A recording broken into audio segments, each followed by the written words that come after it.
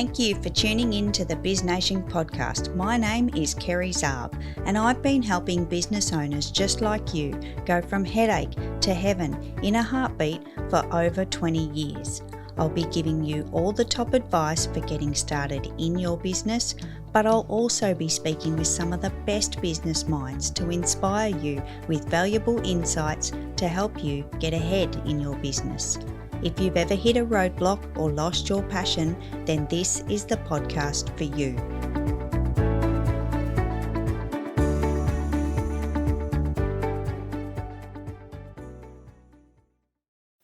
Welcome to the BizNation podcast. I'm Kerry and this is episode 57.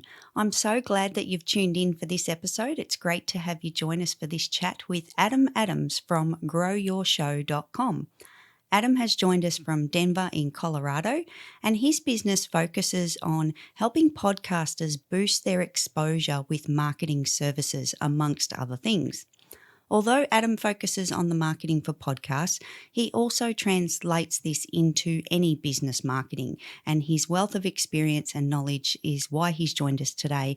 And I'm super excited to have you on the show, Adam, so welcome aboard. Well, thank you for having me. I'm stoked to jump in and it's kind of cool because this is maybe my first time being interviewed internationally. Generally, It's always been a U.S. show, so this is really cool, and I'm excited. Thanks for coming, and I just really appreciate your time first and foremost, and just can't wait to share some, amazing insights and gems that you'll be able to bring us today. So that's awesome. Thank you. Of course. Now, Adam, I'd like to ask you, I ask all of my guests just to give us a little snapshot of you. What is a quick summary that you can give us in the life of Adam? The life of Adam. All right. Well, I'm very focused on helping businesses grow through podcasts. I spend a lot of time on calls, just free, calls, helping people, supporting people, and frequently we will have them want to join our services. And so that's most of my day is focusing on that. And then there's this big part of the day that keeps me kind of up at night because we have several clients and I'm always trying to tweak and figure out how do we get their show out in front of more people? How do we do this? How do we do that? And my brain just goes wild. So it's really focused mostly on podcasting. I'm also a real estate investor, but my business partners focus more on the real estate. And, I mostly focus on helping podcasters. Awesome. That's fantastic. Thank you.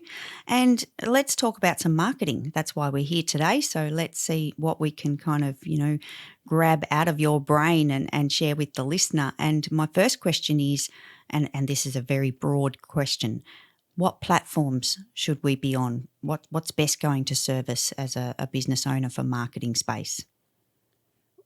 I constantly talk about the 3 pillars of influence because I really believe that it's influence as a whole that's going to get us to where we need to go. There's this guy, his name's Gary Vaynerchuk, Gary V, many people call him. And he said, if you're not active on voice and social media by the year 2022, then you will lose in business. And this was several years ago. So with the 3 pillars that I focus on, I really think that you need to be meeting people in person. So you could have a storefront. You could do Zoom as well. Zoom and these things, they do feel like you're one-on-one. So I think that counts. You could have a meetup group, host conferences or workshops in your industry. But that one piece is going to be a critical piece for a platform for marketing, for growing your business. People start to trust you a lot faster when you meet in person. They trust you through your podcast. They trust you through your books. But there's something weird when they meet you in person. They can go from not knowing you to actually giving you $20,000 right away. So, with just a little event that you host. The second pillar of the three pillars of influence is going to be social media. And you ask, what platform should we be on for social media? My opinion has always been, pick a platform. So it doesn't really matter where you are, as long as you know that your avatar, or it means your perfect client, is there also. For example, I've gotten tons and tons and tons of value over the years through Facebook. Recently, I pivoted personally to Clubhouse. Now, when we're recording this, you have to have an iPhone to even get on Clubhouse. And I know that that's only half the population or so. So there's a lot of people that don't know what it is. They haven't heard of it. And they might even feel left out because they can't really get on there. I wouldn't stress about it. I love Clubhouse. It's been really helpful for me to start building relationships and growing my influence. But if you pick LinkedIn, you're going to be fine. If you pick Instagram, you're going to be fine. If you pick TikTok, which is not my thing, but some of your clients might be found on TikTok. And if it is, then I just want you to go all in on that one platform. So at the end of the day, I'm really saying it doesn't matter which platform, as long as you go all in on that one and kind of forget about the others. Don't worry about so many others. Because of Clubhouse, by the way, I've started to update an Instagram profile that was stagnant for about 2 years. And now I'm like, well, since it's connected to my Clubhouse, I've got to at least do something on my Instagram. So I am posting some stories. I am posting some pictures when I go jeeping with my family, or ride my bike, or play with my kids, or whatever, go sledding.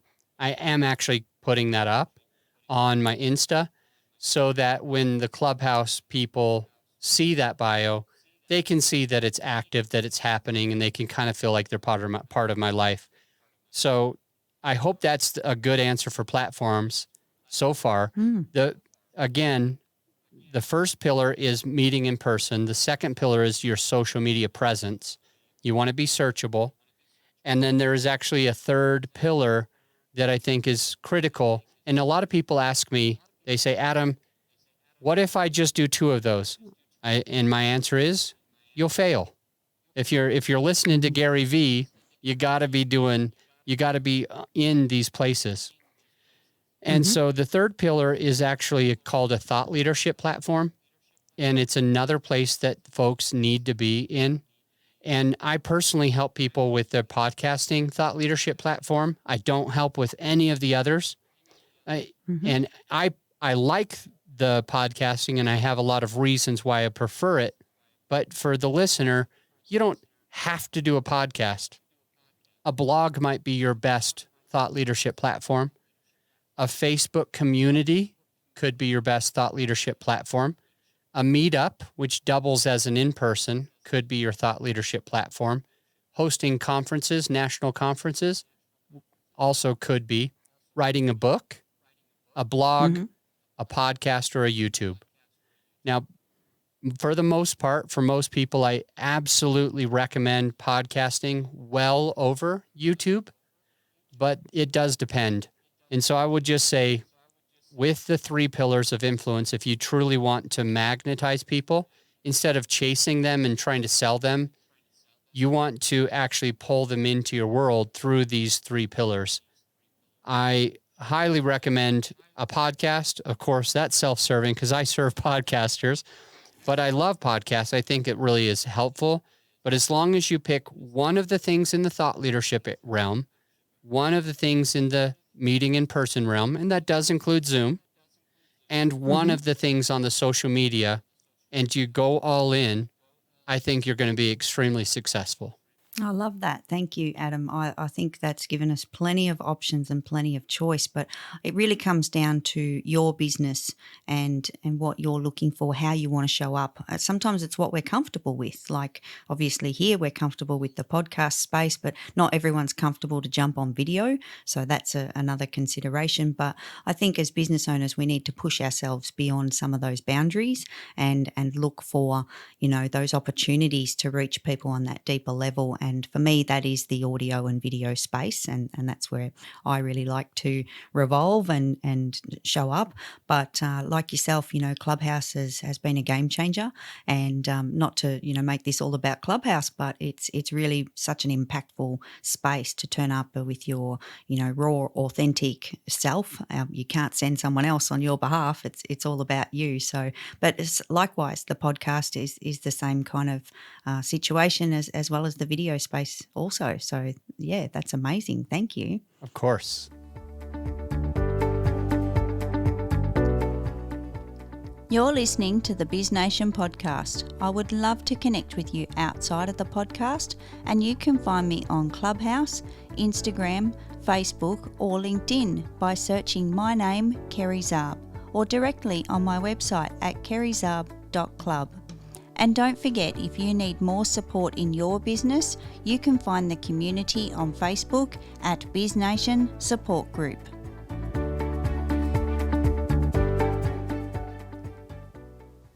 Now, I want to flip this around a little bit, Adam. Can we talk about paid versus organic social media? And even if this comes from a podcasting space that you spend so much time in, what do you see? What's happening out there, and what kind of advice can you give anyone listening? I definitely think that the organic is more powerful for most of us.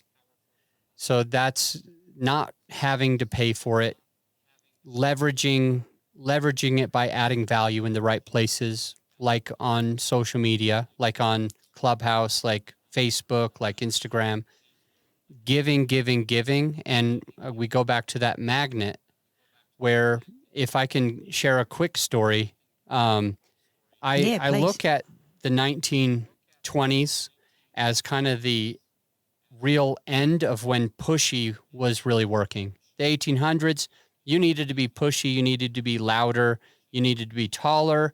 And when you were more, pushy, I can't get another word, but that, when you were more aggressive, you're more likely to get business. And as we get into the 1920s, that starts changing a little bit. And some people are like, I don't want to be sold. And then we get, to the 1980s, and people are starting to not even open their door for strangers anymore. And now we're, in the 2020s, and we're all more guarded than we've ever been before. We walk into a clothing place and we literally want to buy. We know we want to buy a sweater, and we walk in, and the person at the counter says, "How can I help you?" And you say, "Nothing. I'm just looking." You walk into a car lot. You're literally hoping to buy a new car that makes you happy. And someone walks up to you and you dodge them. And you're like, nope, just browsing.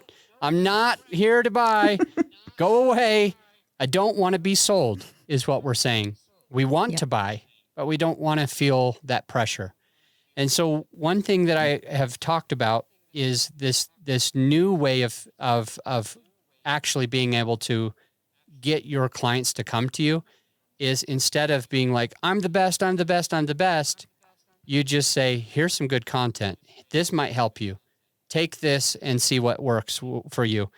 Basically what we're doing is, in the 1920s and before, our magnets were all on the negative side, and the salespeople were all on the positive side.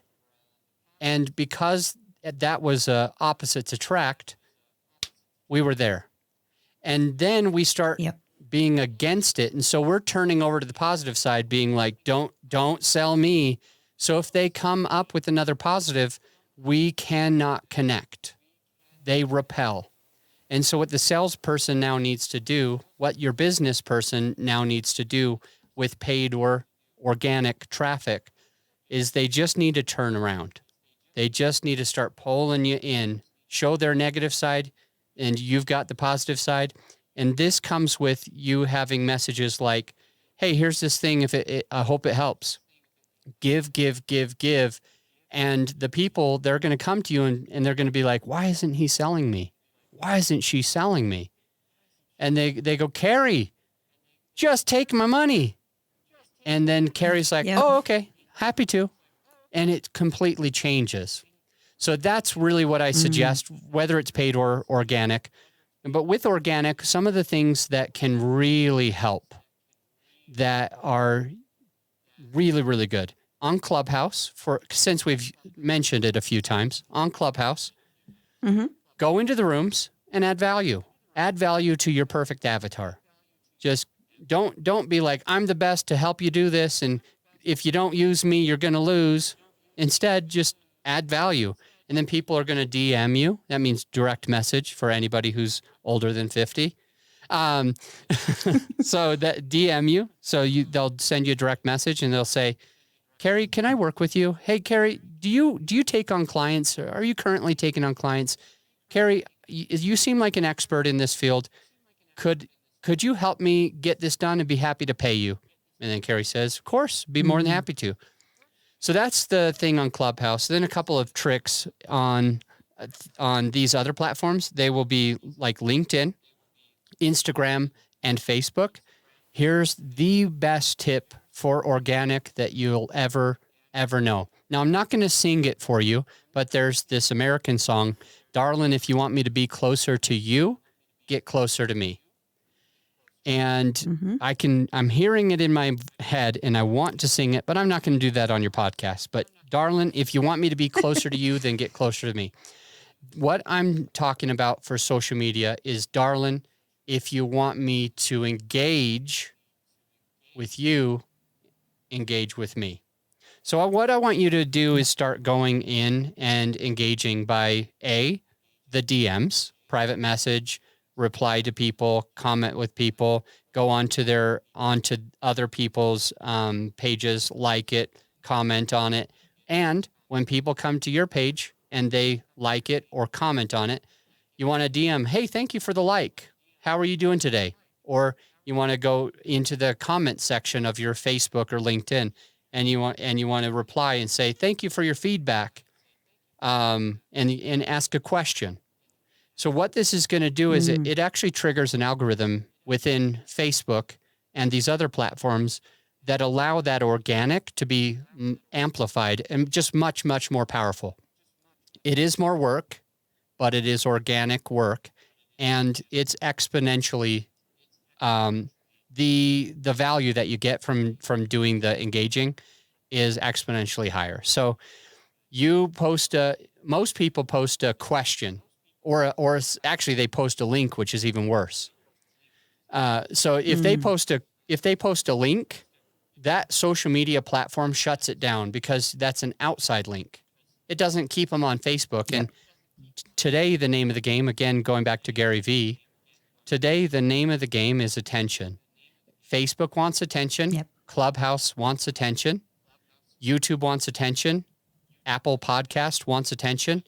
So as soon as we push somebody away from Facebook to go watch our YouTube channel, or we give them Facebook to go watch our podcast or listen to our podcast, or if we give them our web page, like our own website from the social media, Facebook has this algorithm that automatically shuts it down. They close it down. Mm-hmm. And earlier when I accidentally said we pose a question, most people pose a question, I meant to say most people say something. They tell too much. Really what you ought to be doing is asking. So you should post a question. That requires engagement. People, there's this thing, I call it stop the scroll. It's a pattern interrupt. And for the most part, as we're on social media, all we're doing is just scrolling through. And there, every now and again, maybe 1 out of 5, 1 out of 10, 1 out of 20 posts, and it's really only that few, make us stop and think. That's the pattern interrupt. Here we are. Okay, great. I know what Adam's up to. I know what Kerry's up to. Oh, Tom asked me a question. And they stop scrolling and they think about the question. And then they go into the DM or into the chat, into the comment section, and they reply to the question, because human DNA is very difficult not to answer questions. It's in our DNA to do it. It's in our DNA to add value. It's in our DNA to give our opinions. And so when we know the psychology there, we use it on our social media. So this is all to help you be better at organic traffic. Understand that you need to ask more than you do needed to tell. Understand that it helps people stop scrolling. It helps pattern interrupt. And it's going to allow them to start commenting. And then if you engage back, darling, if you want me to engage with you, engage with me. Now, when you reply to them on those comments with another question, it goes down a rabbit hole. And you know what Facebook says? Facebook says, holy cow, Kerry's keeping people on this platform. Put this post in front of more people. And you think of it like an A/B test, a split test. It's what the smartest marketers do.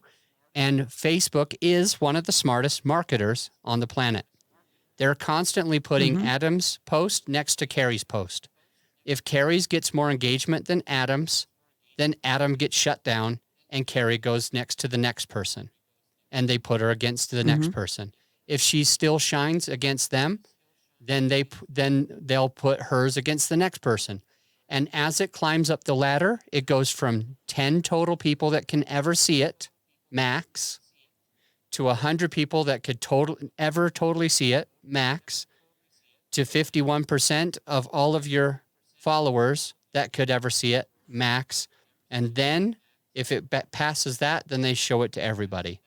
So you really want to have that A/B test where you're requiring engagement and others are not. So that's on paid. That's on organic.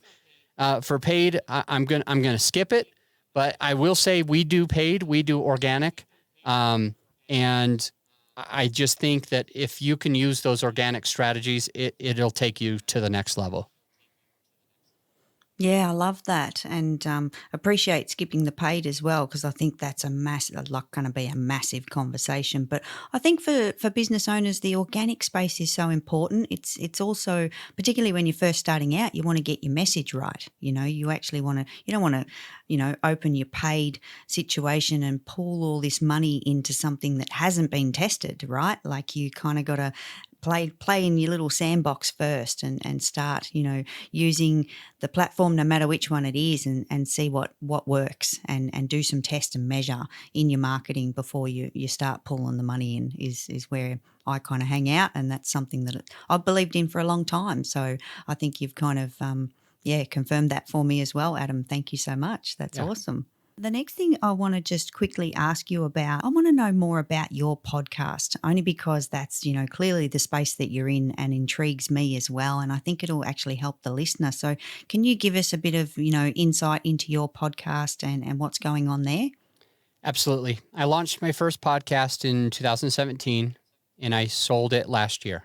It was called Creative Real Estate Podcast.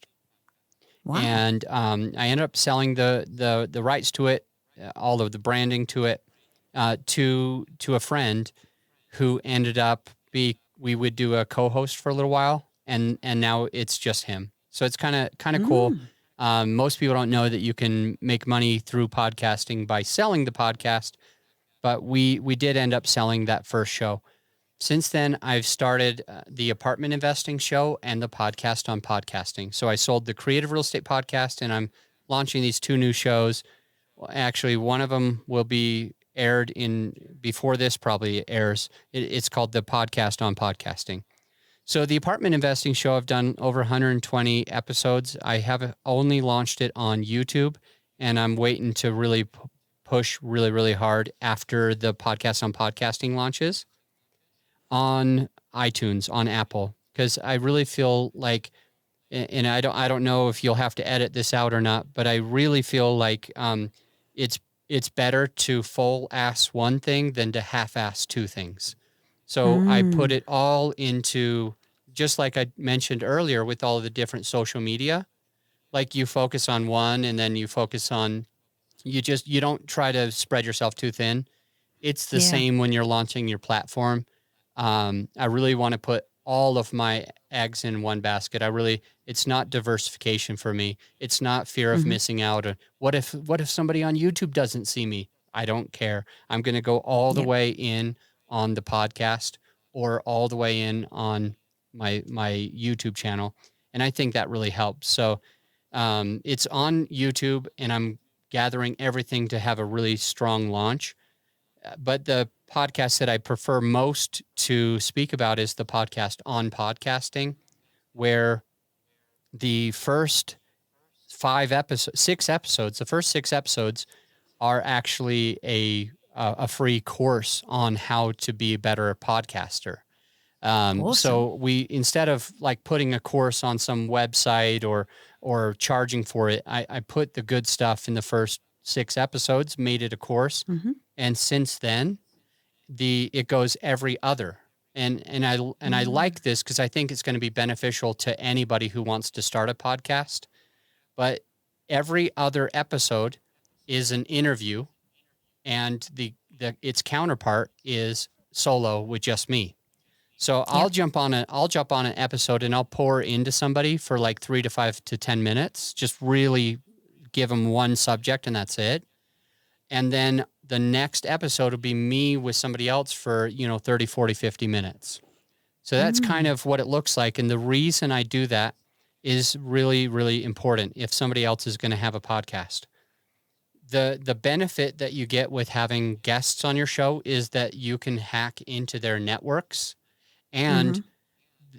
it's going to allow them to share your podcast with their friends, and you never would have Yep. had them share your podcast unless they were your guest.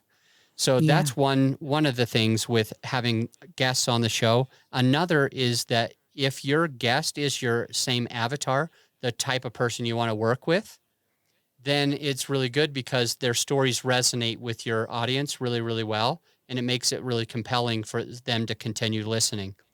So those are the Yeah. reasons why I want you to interview other people. But on the reason why I do the one-on-one is because I really want my listener to understand that I'm the authority in the podcasting space.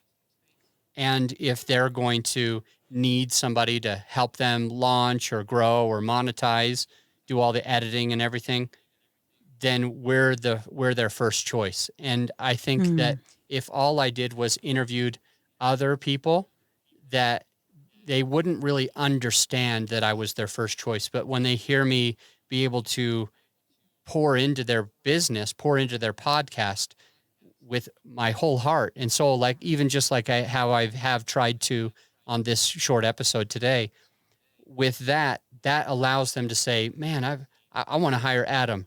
So it's Yep. very non-salesy, but Mm. generally it's that magnetism again. So have some of your episodes you alone, and some of your episodes have interview episodes. And I really think that's going to be the best way for you to grow a show and grow your business at the same time. Yeah, I love so much of what you've said, Adam, because you're literally practicing what you're preaching here. Going back to the marketing aspect, you said to the listener, find a platform, really focus on one platform, and that's exactly what you've done with, you haven't gone YouTube, Apple, Spotify, Google, all over the world, like you've really brought it in and kept it tight, and then now you're looking to go, one next level. But the podcast for podcasting certainly resonates with me, obviously, because we're right here. But I also love that advice, and I think it translates into the marketing as well about turning up as yourself. Yes, guests are wonderful; they're fantastic. It really helps us reach new audiences and spread the message and be found more. But You need to turn up. It's your podcast. It is about you. And I think majority of the population that are listening to podcasts, the reason they tune in is for the host. A lot of it is about the host that's actually hosting the podcast and the message that they bring, what the show's about. It's really important. And I'm excited, and you heard it right here, right now, that I'm going back to my solos as well for that very reason. The fact that I dropped off the fact that I dropped off the solos was eating me alive. It was literally, on the inside, I was going, I can't keep doing this. I did this. I did top and tail, and Wait, may or what? may not. Top and like, tail? Yeah, I call it top and tail, where you interview your solo. So it was Ah. one in, one out Oh. type of thing. Oh, Yeah. okay. Well, So, that's what I was talking yeah. about. I just never knew that that's what it was called. I don't know if it is what it's called. That's what I call it. So that's, kind of I just my love it. little, top and tail. So, yeah, that's what I'm going back to, because I think that was the first purpose, and that's how I first showed up and built an audience. So, to go back to that and also increase to 2 shows a week, I think is really going to be awesome on this side. Yeah. So, yeah. Do we have time for me to go into the 2 shows a week thing, or no? Yeah, please do. All right. Yeah, for sure. Just for anybody who's thinking about doing a podcast, there's this gas station analogy that will really help you understand that more is truly better. And so, like, what happens when you get one gas station to come into a new town and they pick a corner? They usually pick a corner lot. Oftentimes that gas station doesn't do very well. Like, they might be making, the owner might barely be scraping by paying the bills and maybe make like $3,000 a month net profit, which is really not that great, and it sounds good to some of us, but it's just not that great. But then when you have somebody move in across the street and put in another gas station, you would think that they would go from $30,000 a year to $15,000 a year. But the weirdest thing is, because of that extra person on the other corner, they both actually do really, really well. They both are netting $100,000 a year. And that is huge. And all of a sudden a third one moves in and they all make more money. And the fourth one comes in. And I mean, this is where everybody stops for gas every single time, every single morning. That's where they're getting their coffee. And all of the gas stations do much, much better. I want to use that as the analogy for your podcast episodes. Some might think, I don't want to give my audience too much. I don't want to give them too much. I don't want to drown the message. I don't want them to feel like they can't even listen to all of my episodes. So instead of doing, one a week, I'm going to do one a month. Or instead of doing every single day, I'm just going to go one a week. It is scientifically proven. I can show you the data on it, that if you have one episode a week, you're likely to have 20 to about 100 downloads per episode. If you have 2 episodes a week, you're likely to have 300 to 600 downloads per episode. So it exponentially increases. It's not just that you get more downloads at the end of the year, but you also get more downloads on each and every episode. And it's interesting because there's a lot of people that are doing daily shows, and they're even rocking it more than people that are only having 2. So it's the opposite of when we're stressed out and thinking, I don't want to drown the noise. I don't want to drown, it actually does much, much better when you're having more episodes per week. That's so bizarre. You would the brain says less is more, like it always, Yeah. we've got that analogy in our heads, in life, less is more and simplify and all this kind of stuff. But yeah, to hear you say that, going that next level, but I kind of bring it back to social media. If you are posting once a week, you're only going to reach so many people. You're only going to get so far. Whereas you start posting daily, sometimes twice daily. I've heard of people that, post 7 times a day, like all that kind of stuff. You are going to reach more people. So it kind of makes sense when I think of it like that. Is that what you mean, Adam? 100%. That's the gas station example. I love it. Thank you. Thanks for sharing that. I think that's a really good analogy, and certainly something that I'm going to keep reminding myself about as I go into this, next journey of doing more, which is exciting. Awesome. So, Adam, thank you so much for coming on the show. This has been fantastic, and I just love all of the pieces of information that you've brought to us today about marketing, a little bit of podcast, a little bit of platform insights there. That's all good stuff, and I really appreciate your time. Thank you so much. Of course. Oh, and before I forget, before I wrap up the show, Adam, where can we find you? I'm so glad you asked. I was like, oh, maybe I won't. This is Adam Adams, and you can find me at growyourshow.com. So it's super, super easy, just called growyourshow.com. Awesome. Thanks, Adam. I'll pop that link into the show notes and a few other gems to throw in there as well for the listener. And thanks again for your time. It's been awesome. Thank you. Thank you for tuning in to the BizNation podcast. It was lovely to share this episode with you. Remember to subscribe to catch all future episodes, and I would also very much love it if you'd leave me a rating or a review. Until next time, remember that you can also go from headache to heaven in a heartbeat.